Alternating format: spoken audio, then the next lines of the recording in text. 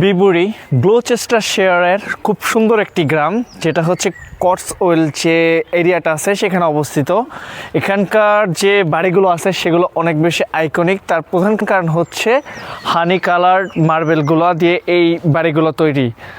তাছাড়া এখানকার যে ছোট ছোট খালগুলো আছে, বিশেষ করে আমার সাইড দিয়ে একটা বয়ে গেছে খাল, তাছাড়া এর সাথে আছে রিভার ক্লোন, আর অসম্ভব সুন্দর যে গাছপালাগুলা, তার সংমিশ্রণে এই ছোট্ট গ্রামটা ইউকের ওয়ান অফ দ্য ফেমাস এবং খুব বেশি বিউটিফুল গ্রামগুলোর মধ্যে একটা।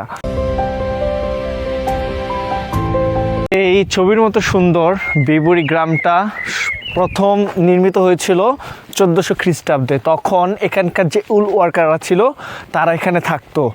এরপরে আস্তে আস্তে পালাক্রমে সাধারণ মানুষজন এখানে থাকা শুরু করে। আর এখন এই ছোট্ট গ্রামটা ইউকের ওয়ান অফ দ্য আইকনিক ভিলেজগুলোর মধ্যে একটা। আমি এখন আছি এই বিবুরি ভিলেজটার অন্যতম একটি tourist attraction, Bibury trout fish farm এবং গার্ডেন। এখানের মূলত মেন অ্যাট্রাকশনগুলো হচ্ছে ফিশিং, কারণ এখানকার ছোটো ছোটো লেকগুলোতে ট্রাউট ফিশ পাওয়া যায়, তাই এখানে মানুষ টিকিট কেটে মাছ ধরতে আসে। তবে এই গার্ডেনটা অনেক বেশি সুন্দর, ভিতরে যাইতে পারলে অনেক ভালো লাগতো, কিন্তু বর্তমানে বন্ধ, যার কারণে যাওয়া যেতেছে না।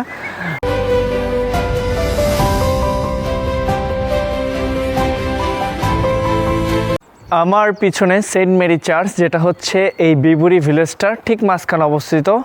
খুব প্রাচীন সময়ের একটি চার্চ, দেখতে খুব বেশি সুন্দর।